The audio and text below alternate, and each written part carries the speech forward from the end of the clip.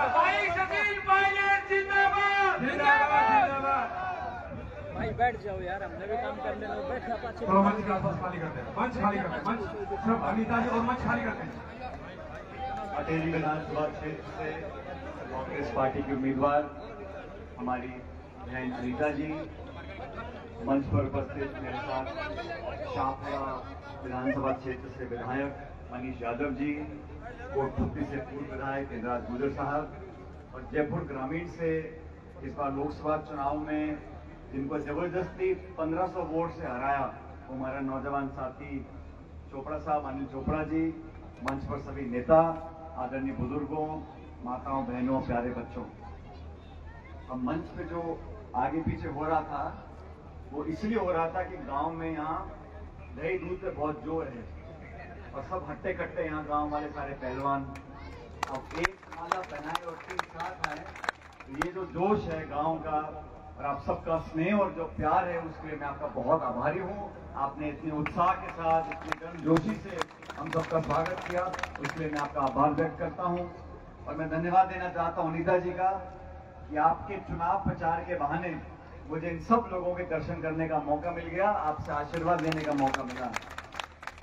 5 अक्टूबर को वोट पड़ेंगे हरियाणा में और पूरा देश ये जानना चाहता है, देखना चाहता है कि हरियाणा के लोग, हरियाणा की जनता किस करवट बैठेगी।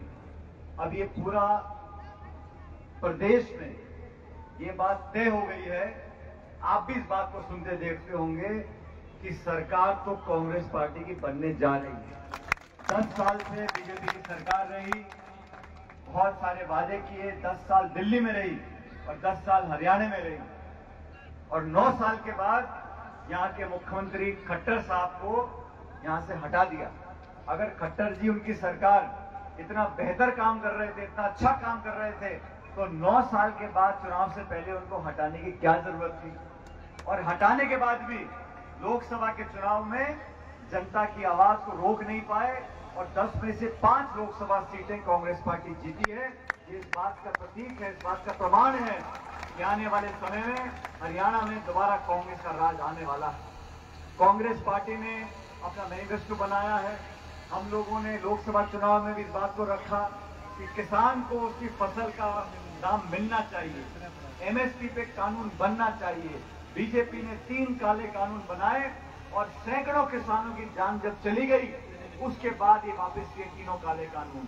ये मंडियां बंद करना चाहते हैं, सरकार की खरीद बंद करना चाहते हैं, खाद में, बीज में, बिजली में, पानी में जो लागत आती है किसान की उस पर सरकार का ध्यान नहीं है।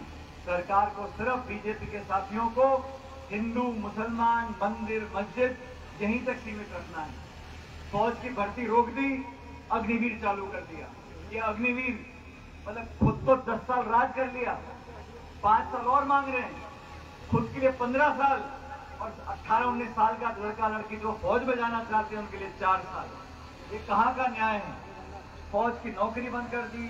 किसानी में आज आदमी 2 बार सोचता है कि अपने बच्चों का अपना पेट कैसे पालूंगा। ये हालात बना दिए, महंगाई हो, बेरोजगारी हो, उद्योग हो, निवेश हो, बिजली हो, सड़क हो, पानी हो। बीजेपी सरकारों का एक ही दायित्व है कि सत्ता में आ जाओ, लोगों में विभाजन करो। लेकिन हरियाणा के 36 कौम के लोग इस बात को समझ गए हैं कि आने वाला समय कांग्रेस का है। सरकार जब कांग्रेस की बनेगी, शासन कांग्रेस का आएगा, राज कांग्रेस का आएगा, तो हमारे उम्मीदवार अगर यहाँ से जीतकर जाएंगी तो अटेली का सही विकास हो सकेगा। मैं आप लोगों से निवेदन करने आया हूँ, अभी चुनाव में समय है, बहुत से लोग, और मैंने पूछा निकल जी गाड़ी में, मैंने भाई कौन कौन चुनाव लड़ रहे हैं। आजकल पार्टी घनी हो गई ना, इतने सारे दल, इतने सारे नेता, इतने चुनाव लड़ रहे हैं। ये सब चुनाव इसलिए लड़ रहे हैं कि हमारी कांग्रेस पार्टी के कुछ वोट कम हो जाए। ये चुनाव सीधा बीजेपी कांग्रेस का चुनाव है और आप लोग अपनी वोट खराब ना करें। जिसका राज बन रहा है, जिसका शासन आने वाला है, 10 साल मौका देके देख लिया, जनता त्रस्त है और एक बदलाव है। ये इस राजनीति की एक हकीकत है कि बदलाव होने जा रहा है। जब 8 तारीख को मतगणना होगी तो भारी बहुमत के साथ हरियाणा में कांग्रेस का शासन आने वाला है। इसलिए मैं आपसे निवेदन करता हूं, आप अनीता जी ने कहा ये चुनाव सिर्फ अनीता जी दोबारा विधानसभा चली जाए इस बात का नहीं। पहले भी आपने आशीर्वाद दिया, पहले भी आपकी सेवा करी दिल्ली में, लेकिन ये चुनाव इस बार जनता का चुनाव है, ये चुनाव बदलाव का चुनाव है, ये चुनाव नई सरकार बनाने का चुनाव है। इसलिए कृपया करके 36 कौम के लोग, हर जाति बिरादरी धर्म के साथियों से मैं निवेदन करना चाहता हूं कि पार्टी को देख लें, नीतियों को देख लें, पृष्ठभूमि को देख लें, काम को देख लें। 10 साल सरकार कांग्रेस की रही, फिर 10 साल जनता ने बीजेपी को मौका दिया।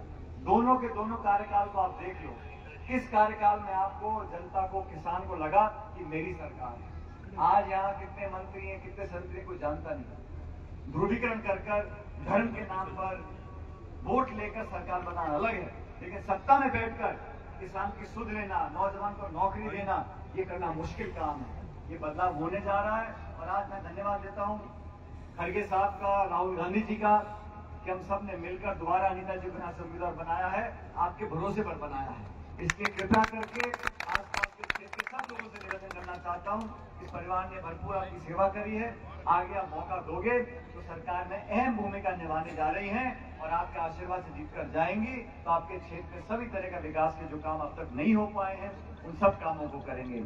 और ये सिर्फ हरियाणा की बात नहीं है, बगल में राजस्थान है, वहां पर ही 25 लोकसभा की सीटें हैं और बीजेपी वाले बोलते थे कि 25-0, हरियाणा में 10-0, यहाँ पे तो आगे हमारी 5 और राजस्थान में हम लोग 11 सीटें जीत कर आए हैं। सरकार बीजेपी की है, सरकार हरियाणा में बीजेपी की है, बावजूद उसके पैसा, सत्ता, धनबल सब कुछ करने के बाद। और आप जानते हो बीजेपी की सरकार की क्या नीतियां हैं। ये ऐसे लोग हैं विपक्ष के